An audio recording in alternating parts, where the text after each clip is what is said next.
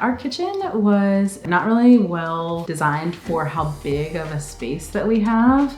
There was an island somewhat in the middle that was cutting off the flow. There had been some water damage. There wasn't enough storage. We just weren't using it to its potential.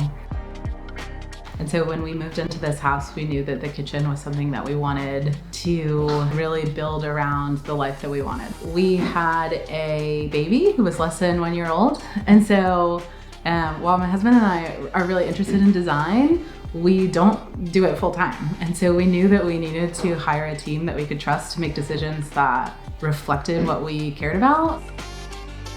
We decided to work with TEW because they showcased a portfolio that was outside of the box and very colorful, and it was run by really cool people. So it seemed like a good excuse to work together.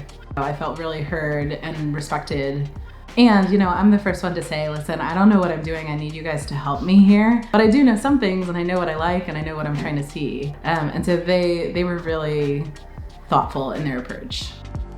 When I'm in my kitchen, I see myself and I see my family instead of like, you know, just kind of a generic space. Honestly, it was faster than I anticipated it being. And now that we're on the other side of it, I'm like, okay, that was worth it.